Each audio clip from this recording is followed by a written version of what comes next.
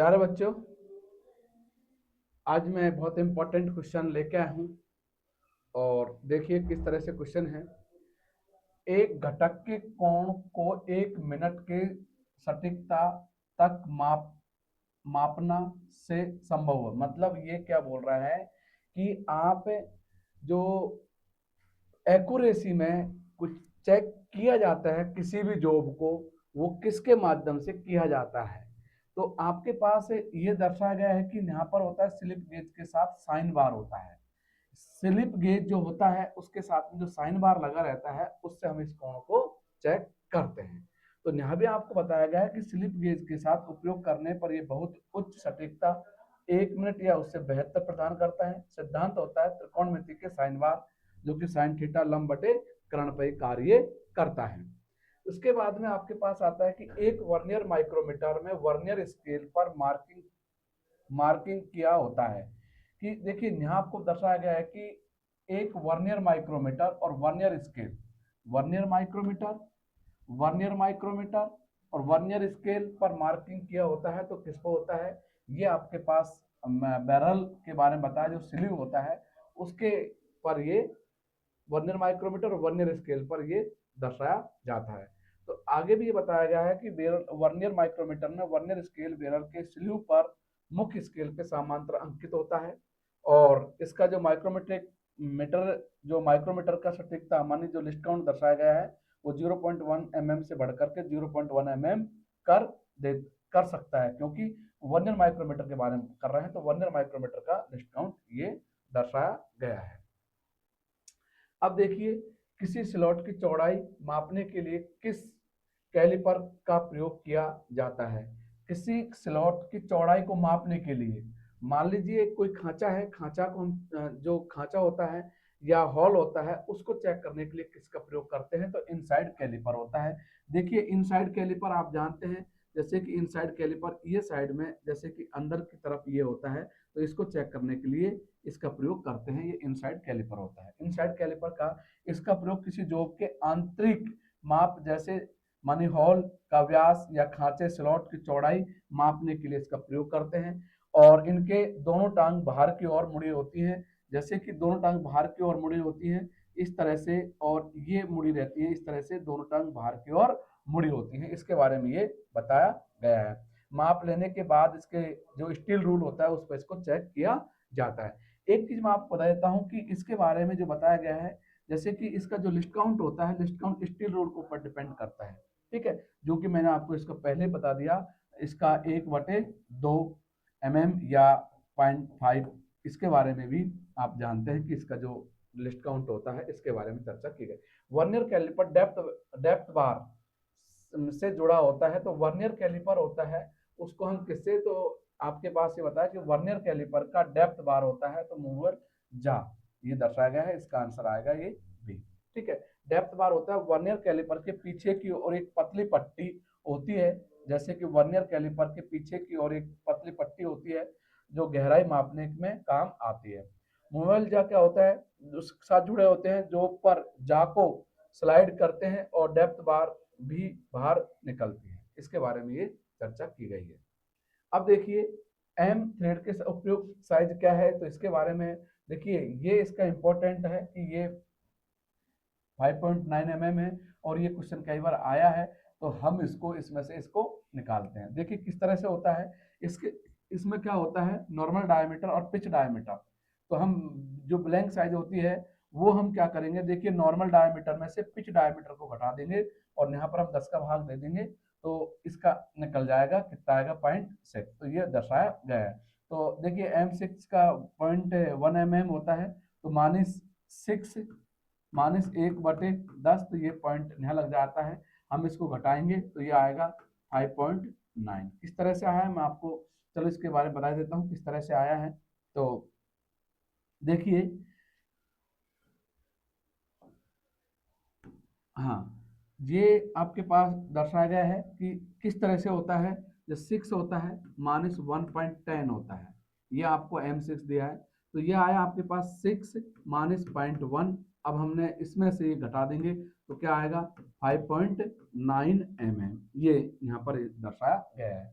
अब किसी मशीन के फेस में आगे और पीछे की तरफ गाइड होता है, तो जिग बॉर इसको आगे पीछे करता है। इसके बारे में देखिए, जिग बॉर के बारे में क्या है, ये एक आंतरिक सटीक मशीन है जिसका प्रयोग जिग फिक्सर और सटीक छिद्रों को बनाने के लिए किया जाता है।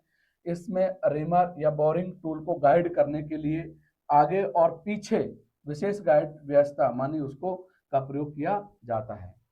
अब अगला क्वेश्चन हमारे पास आता है, एक ड्रिल की क्लियरेंस का कोण, जो एक ड्रिल होता है, ड्रिल का जो क्लियरेंस कोण होता है, कोण के बढ़ाने पर क्या प्रभाव पड़ता है। आप लोगों को जब ड्रिलिंग पढ़ाया था उसमें ये बताया जाता है कि जब हम क्लियरेंस कोण बढ़ने पर क्या होता है, तो कटिंग कमजोर, जो कटिंग एज होता है इसका वो कमजोर हो जाता है। क्या हो जाता है, कटिंग एज कमजोर हो जाता है। तो इसके बारे में बताया गया है, देखिए नया इसकी व्याख्या भी की गई है।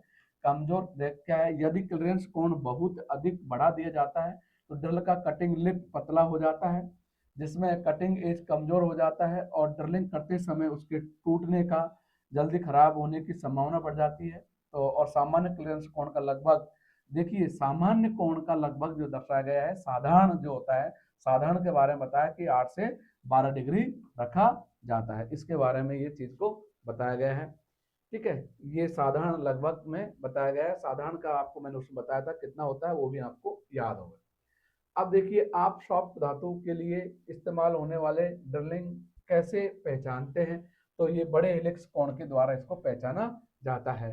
तो देखिए यह बताया गया है कि एल्युमिनियम, कॉपर जैसे जैसे सपोर्ट धातुओं को, मतलब हाई हेलिक्स ड्रिल का प्रयोग किया जाता है। और बड़ा क्लियरेंस कोण का चिप्स को आसानी से बाहर निकालने में मदद करता है, क्योंकि सपोर्ट धातुओं को चिप्स लंबी और घुंघरालू होती है। इसके बारे में ये बताया गया है। अब देखिए, ट्विस्ट का जो कोण होता है, ट्विस्ट का कोण होता है साधारण कार्य के लिए 118 डिग्री होता है। इसके बारे में बताया गया है। तो देखिए, एक से मतलब एक 118 डिग्री जो साधारण कार्य के लिए होता है, इसको मरुदगार वर्मा भी बोलते हैं।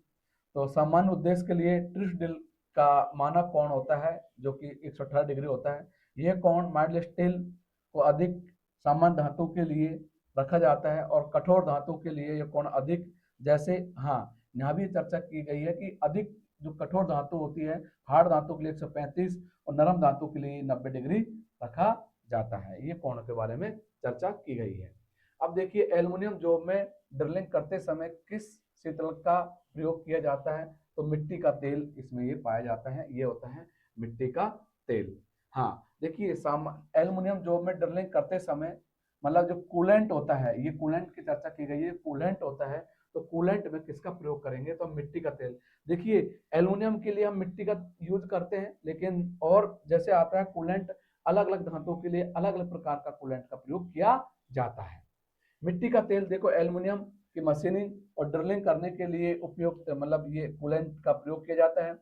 एक यह एक लुब्रिकेंट के रूप में कार्य करता है, चिप्स को चिपकाने या उसको रोकने के लिए भी इसका प्रयोग किया जाता है। अब देखिए, हाँ अब आपके पास ये आया कि एम, देखिए ये M12x1 थ्रेड टेप करने के लिए में टेप ड्रिल साइज की गणना करते हैं। तो ड्रिल साइज की जो गणना करते हैं हम, इसमें ये दर्शाया गया है। तो इसके बारे में देखिए, मैं आपको अभी बताता हूँ। जो क्वेश्चन अभी आपके सामने आया था कि 0.1 है, तो यहाँ पर हम जो मेजर डायमीटर होता है वो हमारे पास 12 होता है। कितना होता है ये 12 होता है, मेजर डायमीटर होता है। और पिच डायमीटर हमारे पास कितना है, तो माइनस हम 1 कर देंगे, तो ये हमारे पास कितना आएगा, ये 11 आएगा। उसके बाद में आपको ये देखना है कि जो पिच 1 mm होता है, और 1 mm के अंतर्गत 1 mm बटे 10 होता है, तो जब हम घटा देते हैं तो इसका आंसर ये आएगा 10.80 mm, मानी 80, ये इसका आंसर आएगा। देखिए, ये यहाँ भी इसको दर्शाया गया है कि जो मेजर डायमीटर होता है वो ये हमारे पास 12 mm होता है। और पिच डायमीटर, जो पिच डायमीटर ये वाला लिखा है, इसका मतलब ये थ्रेड होते 1 mm होता है। तो जैसे कि ये ड्रिल, ये है टेप ड्रिल साइज, ये लिखा है टेप ड्रिल साइज, इसका मतलब होता है टेप ड्रिल साइज। तो 12 - 1 mm होता है, ये अप्रोक्स रूल के अनुसार पाया जाता है। IS मैट्रिक फाइन थ्रेड के जो चेक करते हैं तो 12/1, तो ये दर्शाया गया है। तो इसमें ये आता है कि ये या मतलब 10.8 mm के बारे में ये दर्शाया गया है। और भी इसमें आगे बताया गया है किस तरह से इसको किया जाता है। अब देखिए एक बेलनाकार जॉब सिलिंड्रिकल जॉब को केंद्र का पता लगाने के लिए किसका प्रयोग करते हैं हम। देखिए बहुत अच्छे क्वेश्चन है कि एक बेलनाकार जॉब होता है, केंद्र का पता लगाने के लिए क्या प्रयोग किया जाता है, मतलब किसका प्रयोग करते हैं, तो ये आता है हमारे पास डेड सेंटर का प्रयोग करते हैं। अब इसके बारे में आपको बता देता हूँ क्या इसका मतलब क्या लिखा है, ये सेंटर हेड क्या होता है इसके बारे में अपन चर्चा करते हैं। एक बेलनाकार जॉब मानी सिलिंड्रिकल जॉब के केंद्र का पता लगाने के लिए क्या प्रयोग किया जाता है, तो अपन देखें ये सब चीज दिखाया गया है, लेकिन आपके पास ये जो सेंटर हेड होता है इससे हम इसका पता चलते हैं। सेंटर हेड आप लोगों ने पहले ही दूसरा चैप्टर है उसमें आपको बताया गया है, पढ़ाया गया है सेंटर हेड किस तरह से होता है, तो हम उसका सेंटर को निकालने के लिए इसका प्रयोग किया जाता है। देखिए ट्राई स्क्वायर होता है, देखिए अलग अलग दिखा है, स्क्वायर हेड होता है ये कोण को चेक करता है। ट्राई स्क्वायर होता है, ट्राई स्क्वायर 90 डिग्री का जो कोण होता है उसको चेक करने के लिए आप या उसको फिनिशिंग करने देखने के लिए ट्राई स्क्वायर का प्रयोग करते हैं। स्टील रूल होता है, स्टील रूल किसी भी जॉब को चेक करने के लिए यूज होता है। तो हम ये इसमें हमारे पास जो सेंटर हेड इसका सेंटर हेड का, अब देखिए कॉम्बिनेशन सेट का प्रयोग एक हिस्सा होता है जिसका प्रयोग गोल या बेलनाकार जॉब को केंद्र को खोजने के लिए करते हैं और इसकी दो भुजा 90 डिग्री पर होते हैं, जो अभी बताया आपको मैंने, इसके बारे में बताया गया है। बहुत इंपॉर्टेंट क्वेश्चन आगा, एक ड्रिल डिप्ट का प्रयोग करने के लिए किया जाता है, तो इसमें मशीनिक स्पेंडल में ड्रिल से हटाने के लिए। अभी ये आया था एक क्वेश्चन शायद आज, मतलब अभी एक पेपर हुआ था अभी एनसीएल वाला किसी का, तो इसमें भी ये आया था कि जो आर्बर होता है आर्बर से ड्रिल को बाहर निकालने के लिए, स्पेंडल को बाहर निकालने के लिए किसका यूज करते हैं, तो इसमें भी हमारे पास ये आएगा ड्रिल डिप्ट। तो इसका आंसर ये आएगा हमारे पास, ये दर्शाया गया है कि हाँ एक, अब देखिए एक ग्राइंडिंग व्हील का ग्रेन साइज व्याख्या द्वारा इंगित किया जाता है, किस किस ग्रेन साइज की श्रेणी को बहुत महीन वेरी फाइन कहा जाता है। तो वेरी फाइन, वेरी, वो बहुत इंपॉर्टेंट क्वेश्चन है। वेरी फाइन में देखिए प्यारे बच्चों, ये ग्राइंडिंग व्हील होता है, ग्रेन साइज की संख्या दर्शाई जाती है। अभी एक इससे पहले क्वेश्चन शायद पिछले टीओ में आया था कि इसका जो क्वेश्चन बनता है, तो अनाज जो होता है मोटे अनाज के लिए कितने दांते होते हैं, तो उसमें 10 छन्नियों की संख्या, मतलब उसमें जो मोटे दांते होते हैं उसमें अनाज के जो मोटे दांते होते हैं उसमें 10, ठीक है। और यहाँ पर जो महीन विषमता होता है तो वो 220 से लेकर के 600 पाया जाता है। और इसके लिए ये जो आंसर दर्शाया गया है, ये मोटे अनाज, मोटे अनाज इसके लिए होता है मोटे अनाज, और ये तो फाइन, वेरी फाइन, और ये मीडियम के लिए दर्शाया गया है, ये मीडियम के लिए आता है ग्रेन वेरी फाइन के बाद। तो अब देखिए, हाँ इधर देखिए ये भी, हाँ वेरी गुड, बहुत अच्छा। इधर देखिए आप लोग, वेरी फाइन अत्यधिक उच्च फिनिशिंग की पॉलिशिंग करने के लिए आपका ये होता है। फाइन के लिए जो अभी मैंने आपको बताया, फाइन के लिए जो अच्छी फिनिशिंग लाइट कट के लिए करते हैं, और ये सामान्य कार्यों के लिए करते हैं, और ये हमारे पास बाहरी स्टॉक रेवेन्यू के लिए इसका किया जाता है, ये मोटे अनाज के लिए इसका प्रयोग किया जाता है। मानी खुरदरे ग्रेन के लिए ग्राइंडिंग व्हील की सही ग्रेन संख्या निम्नलिखित में से कौन सी होगी, तो ये दर्शाया गया है, दोबारा ये आपके आ गया, ये आ गया 16 से 24 को दर्शाया गया है। देखिए 10 से 24 का प्रयोग नरम और डेकलाइट धातु की ग्राइंडिंग के लिए किया जाता है, बड़े ग्रेन साइज को सामान्य हटाने के लिए इसका प्रयोग किया जाता है। अब देखिए ये आपके पास है कि यदि आम तौर पर देखा गया है कि उपयोग के कुछ समय बाद ग्राइंडिंग व्हील का चेहरा चमकदार और चिकना हो जाता है, जिसका कारण क्या है, तो मेरे प्यारे बच्चों इसमें यही आएगा, व्हील का ग्रेड बहुत कठोर होना, ये आएगा। तो इसके अंदर भी ये है कि कारण क्या होता है, बहुत कठोर होता है, तो घिसे हुए एब्रेसिव ग्रेन टूट कर गिरते नहीं है। परिमाण यह होता है कि व्हील की सतह पर शीशे की तरह चमकता है और चिकनी हो जाती है, और कटिंग बंद हो जाती है और केवल रगड़ होती है। व्हील को ड्रेसिंग करना या नरम ग्रेड का व्हील चुनना, ये इसका समाधान है। ग्राइंडिंग व्हील जिस पर सी मार्क किया हो, मतलब क्या किससे बनता है, तो सिलिकॉन कार्बाइड इसका आंसर आएगा। ग्राइंडिंग व्हील पर जो सी मार्क होता है सिलिकॉन, सी माने होता है सिलिकॉन कार्बाइड, सी। जैसे कि ग्राइंडिंग व्हील में जैसे कि आप उसका वेरिफिकेशन करते हैं, तो जैसे कि ए क्या है, एल्युमिनियम होता है, नंबर दर्शाए जाते हैं, तो इसके बारे में बताया। सी किसको दर्शाता है, तो सिलिकॉन कार्बाइड, ठीक है, इसके बारे में दर्शाया। देखिए सी कम मतलब ये लो वाले धातु जैसे कास्ट आयरन, तांबा, पीतल, एल्युमिनियम आदि के लिए ग्राइंडिंग करने के लिए इसका प्रयोग करते हैं। और एल्युमिनियम उच्च मतलब उच्च स्टील के लिए करते हैं इसका। और जिससे ये कार्बाइड टूल की ग्राइंडिंग के लिए इसका प्रयोग किया जाता है। अब अगला क्वेश्चन क्या है आपके साथ में, कॉपर और जिंक जैसे औलाय धातु की वेल्डिंग के लिए किस प्रकार के ऑक्सी एक्सिलेटिन फ्लेम का प्रयोग किया जाता है, तो ये आता है न्यूट्रॉन फ्लेम के अंतर्गत ये आता है। इसमें दर्शाया गया है कि जैसे तांबा कॉपर होता है और जस्ता जैसे एलोवा धातुओं को सामान्य वेल्डिंग के लिए सुरक्षित और व्यापक रूप से इस्तेमाल जाने वाले फ्लेम में होता है। और ये पीतल जो कि वेल्डिंग के लिए ऑक्सीडाइज फ्लेम के बारे में ये दर्शाया गया है, तो इसके बारे में न्यूट्रल फ्लेम का मानक उत्तर होता है ये इसके बारे में। बहुत अच्छी चीज़ें आई है। ऑक्सी एसिलेटेड फ्लेम का तापमान होता है तो 3200 से लेकर के 3300 डिग्री सेंटीग्रेड तापमान होता है। अब इसमें यह भी दर्शाया गया है कि ऑक्सी एसिलेटेड फ्लेम की भीतरी शंकु का तापमान लगभग 3200 डिग्री सेंटीग्रेड लगभग, और ये 5800 फारेनहाइट तक पहुंचता है। और सभी ईंधन गैस में से अधिक तापमान वाले लोहे जैसे सटीक पिघलाने के लिए भी इसका माना जाता है। अब अगला क्वेश्चन हमारे पास क्या है कि ऑक्सीजन सिलेंडरिंग का पेंट कैसा होता है। ये मैंने आपको पहले भी ये क्वेश्चन आ चुका है, और आप लोगों ने अगर पढ़ा होगा तो मैंने एक शॉर्ट वीडियो में भी ये क्वेश्चन पहले डाल चुका हूँ। तो देखिए ये इसमें यूएस क्वेश्चन आया था, तो यहाँ पर क्या होता है, काला होता है, इसके बारे में दर्शाया गया है। तो यहाँ पर अलग अलग होता है। देखिए ऑक्सीजन सिलेंडर भारतीय मानक आईएस के नंबर के अनुसार ऑक्सीजन सिलेंडर की बॉडी का रंग काला ब्लैक होता है। और ये सॉल्ट रंग कभी कभी गैस मिश्रण के अनुसार बदल सकते हैं, लेकिन मूल पहचान काला रंग होता है, ये ध्यान रखना। मूल पहचान क्या होता है, काला रंग होता है।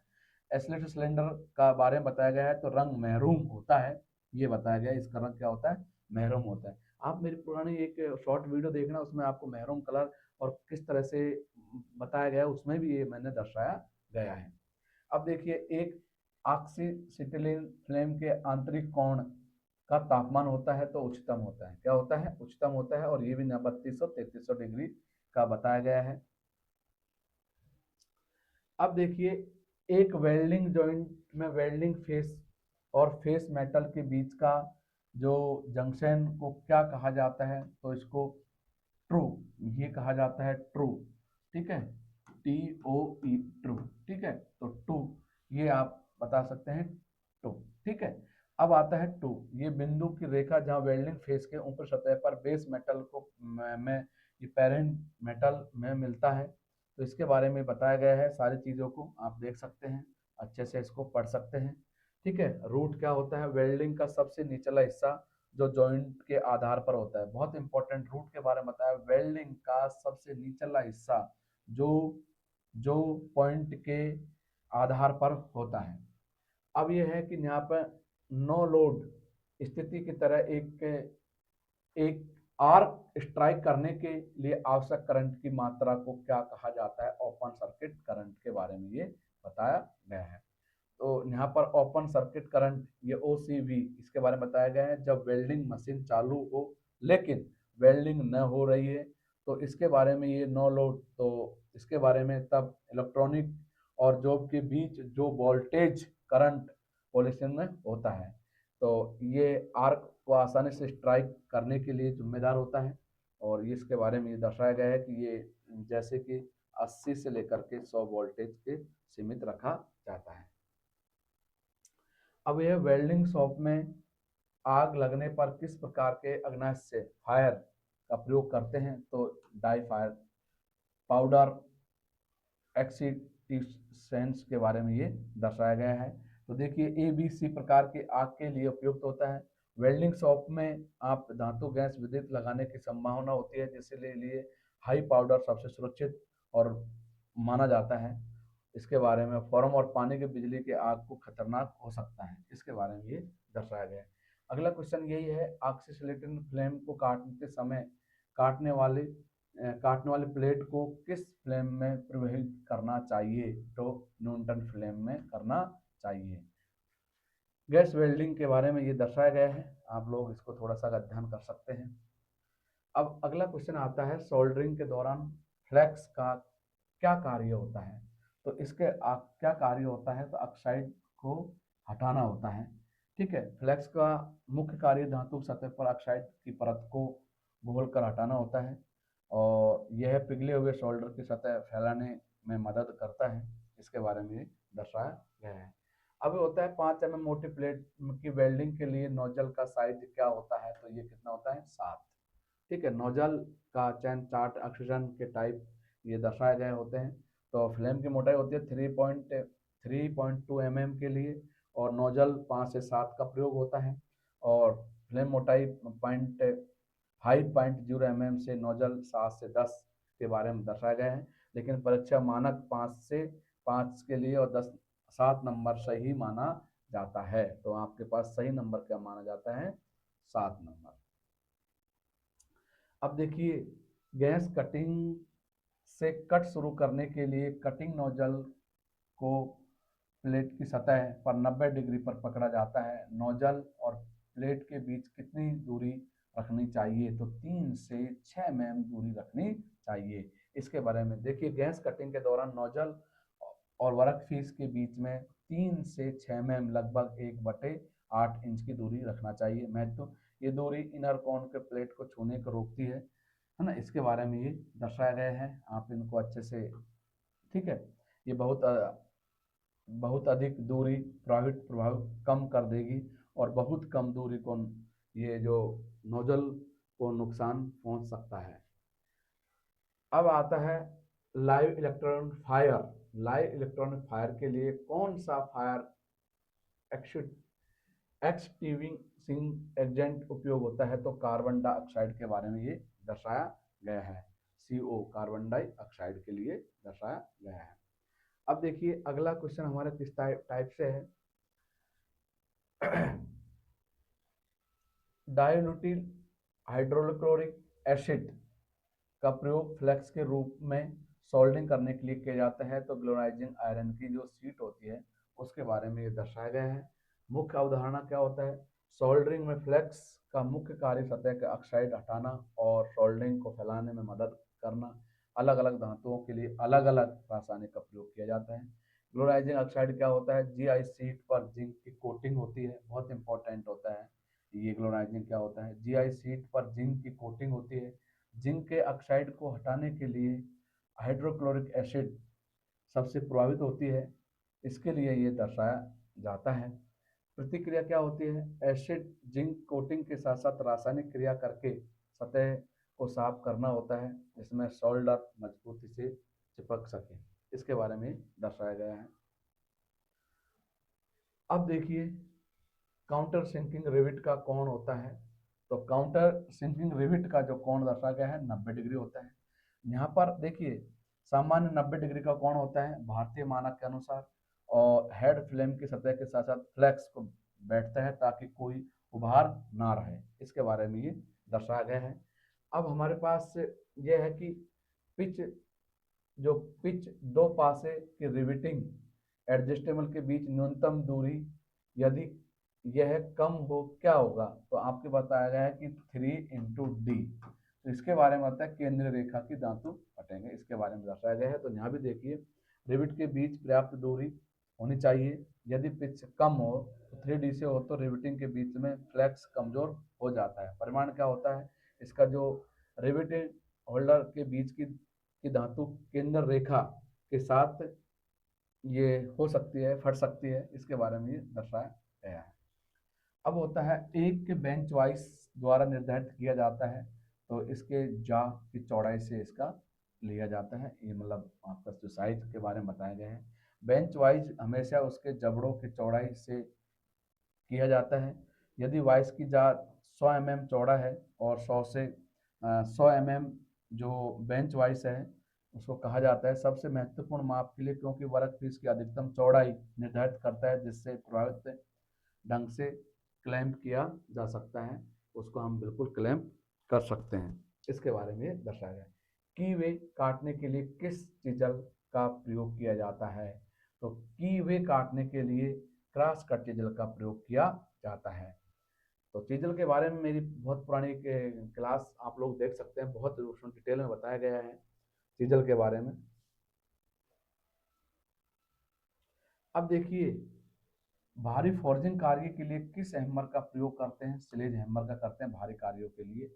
इसके बारे में दर्शाया गया है, क्योंकि ये 2 केजी से 10 केजी तक होता है। और स्लेज हैमर के बारे में आप अच्छे से इनको गाइड कर सकते हैं। अब हमारे पास आता है बेंच वाइज में सीट मेटल क्लैंप करने के लिए सॉफ्ट क्लैंप का प्रयोग किया जाता है, तो वो निशान लगाने के लिए इसका प्रयोग किया जाता है। अब आपके पास ये 50 क्वेश्चन थे, जिसमें से लास्ट क्वेश्चन क्या है? तो देखिए, ये दिया गया है, इसके बारे में दर्शाया गया है नीचे दिए गए चित्र में। रिविट जॉइंटिंग के प्रकार की पहचान कीजिए। तो आप इसमें बता सकते हैं कैसे क्या होता है, तो इसके बारे में चर्चा की गई है। तो देखिए, लेफ्ट जॉइंट, दो प्लेट एक दूसरे के ऊपर होती हैं, कोई अलग से स्ट्रेट प्लेट नहीं होती है। ठीक है, सिंगल स्टेट में दो प्लेट आमने सामने होती हैं, जो कि जोड़ने के लिए एक तरफ का कवर करके प्लेट लगी होती हैं। इनके बारे में दर्शाया गया है डबल, ये दो प्लेट आमने सामने होती हैं और दोनों तरफ ऊपर नीचे कवर करके प्लेट लगी होती हैं। और लेफ्ट जॉइंट, जिसमें रिविट के जो पंक्तियां में होती हैं, इसके बारे में ये दर्शाया गया है। अब आप